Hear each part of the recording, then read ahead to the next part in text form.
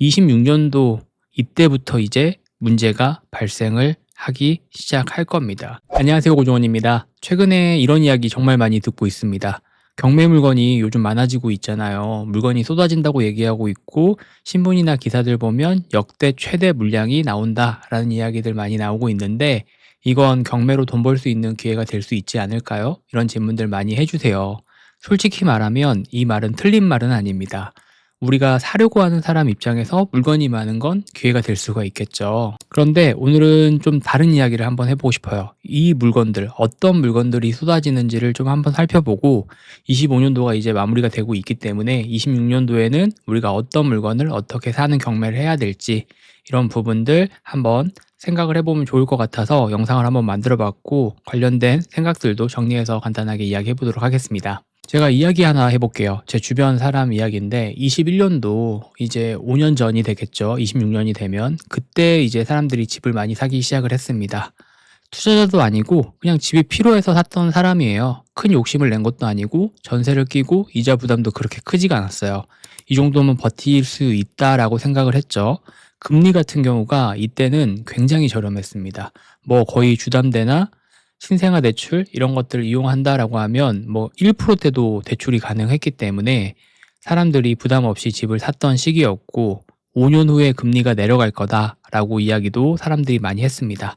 이때 은행에서 5년 동안에는 고정금리로 진행을 하고 5년 후에는 변동금리로 바꾸겠다라고 얘기를 했지만, 사람들은 5년 후에 모든 것들이 다 나아질 거라고 생각을 했고, 뭐 그때는 다 너나 나나 할 거 없이 다 집을 사던 시기였기 때문에 부담 없이 집을 샀죠. 이런 분위기가 이 사람만 집을 사는 건 아니었기 때문에 주변 사람들도 이렇게 집을 샀다라는 거에 대한 동질감을 느끼기도 했고, 이런 분위기가 전혀 이상한 분위기는 아니었습니다. 21년도만 해도요. 그리고 실제로 나쁘지 않았어요. 이자도 감당이 가능했고, 집값도 크게 흔들리지 않았고, 전세도 내놓으면 바로바로 구해지는 그런 상황이었죠.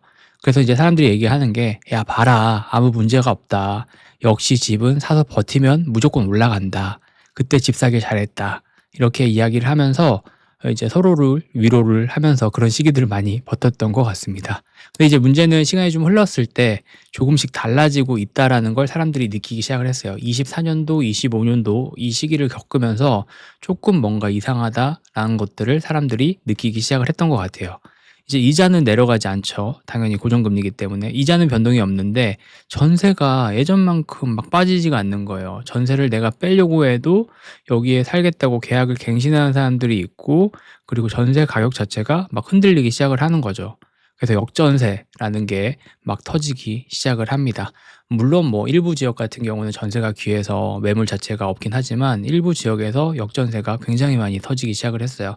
그때 높게 맞췄던 전세 가격이 막 내려가기 시작을 했습니다. 이걸 이제 못 버티니까 전세를 내놓으려고 해도, 집을 팔려고 해도 팔리지 않는 시기가 돼버리는 겁니다. 이걸 사겠다고 하는 사람들 자체가 많이 없어지는 상황들이 발생을 한 거죠. 그래도 이 사람은 버티기 시작을 했습니다. 뭐 어차피 나만 힘든 게 아니고 주변에도 힘들고, 5년 후면 나아지겠지, 1년 후면 나아지겠지, 2년 후면 나아지겠지, 이렇게 생각을 하면서 조금 버텼는데, 26년도 이때부터 이제 문제가 발생을 하기 시작할 겁니다. 아까 말했던 5년 후가 되는 거고, 26년이 되면서 대출 조건이 바뀌기 시작을 하는 거죠. 이자가 조금 이제는 오르는 수준이 아니라 체감이 될 만큼 확실히 부담이 되는 구간으로 들어오기 시작을 합니다. 한 달에 내야 되는 이자가 50만 원, 100만 원씩 늘어나면 이때부터 이제 사람들이 체감을 하고 선택을 해야 되는 순간을 마주하게 돼요. 이걸 버틸 것인가 아니면 정리를 할 것인가.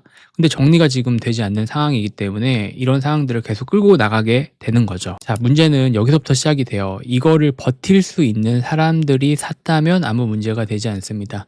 이 이자를 내가 감당할 수 있는 여력이 되는 사람들은 아무 문제가 되질 않아요. 하지만 영끌이라고 해서 21년도에 무리해서 집을 샀던 사람들이 많았습니다. 그때는 대출도 쉽게 잘 진행이 됐었고, 금리도 낮았기 때문에 많은 사람들이 돈을 쉽게 빌릴 수 있는 시기였었잖아요. 근데 이때부터 이자가 뭐 100만 원, 말이 200만 원이지만 막 300만 원, 400만 원 영끌했던 사람들은 이렇게 기하급수적으로 늘어나가면서 버티지 못하고 계속 이런 것들이 쌓여가는 거죠. 그래서 이런 물건들이 이제 경매로 나오게 되는 건데, 채권 금액이나 이런 것들도 경매를 하다 보면 다 볼 수 있어요. 이 사람이 얼마를 빚을 갚지 못해서 물건이 나왔는지. 그럼 생각보다 그 채권 금액이 그렇게 크지 않은 경우들도 많습니다. 뭐 정말 6천만 원, 7천만 원 갚지를 못해서 3억 짜리 집이 경매로 넘어가는 경우들이 너무 많아요. 26년도에는 이제는 이런 물건들이 많이 나오는 겁니다. 사업이나 어떤 것들을 하다가 망해서 나온 집이 아니라 버티다가 버티지 못한 집이 나오는 구조가 되는 거예요. 자, 이제 26년도에는 경매 물건이 많아질 것 같아요. 그리고 경매 물건이 많아지면 경매를 하는 투자자 입장에서는 기회가 될 수 있다고도 이야기를 했습니다. 근데 저는 오해를 하면 안 된다라고 생각을 하는 부분이 있는데, 경매도 영끌을 하시는 분들이 많아요. 무리하게 과도하게 레버리지를 써서 경매를 접근하려고 하시는 분들이 생각보다 많습니다. 이런 분들은 아까 얘기했던 그 영끌족, 영끌에서 집을 산 사람과 다르지 않을 거예요. 제 주변에 보면 경매로 이 집을 사서 다시 경매를 당하는 경우가 너무 많습니다. 너무 무리한 투자를 하시는 분들이 경매하시는 분들 중에서 정말 많아요. 그렇기 때문에 내가 이거를 잘 버틸 수 있는 사람인지, 나한테 맞는 물건인지 이런 것들을 잘 보셔야 돼요. 내가 내야 될 수 있는 금액이 500만 원밖에 안 되는데, 한 달에 이자가, 내가 강남 아파트를 사면 막 1,500만 원, 2천만 원 이자를 내야 돼요. 아무리 남들이 좋다고 해도 나한테 맞지 않으면 좋은 부동산이 될 수가 없기 때문에, 경매 같은 경우도 나를 객관화시켜서 나한테 맞는 물건을 선택하는 게 굉장히 중요합니다. 경매는 그냥 물건 자체 가격이 싸니까 산다라고 생각하시는 분들도 생각보다 많아요. 최저가보다 싸니까. 만약에 예를 들어서 감정가가 2억인데 최저가가 2천만 원이에요. 그러면 내가 이 물건을 2천만 원에 살 수 있어요. 근데 여러 가지 권리 분석 이런 것도 하지 않고 그냥 보이는 2천만 원 가격이 내 가격인 것 같다. 그리고 이걸로 산다라고 하면 뭐 여차저치 어찌저건 해서 내가 수익을 낼 수 있지 않을까라고 생각하시는 분들이 정말 많습니다. 특히나 이제 소액 투자, 지분 투자, 상가, 빌라 이런 것들 황금성 생각하지 않고 무리해서 투자하시려고 하시는 분들이 정말 많죠. 그러면 아까 얘기했던 막 손가락질하면서 "영끌족이다. 왜 이렇게 무리해서 했냐." 그렇게 막 비난했던 사람들이 내가 될 수가 있는 거예요.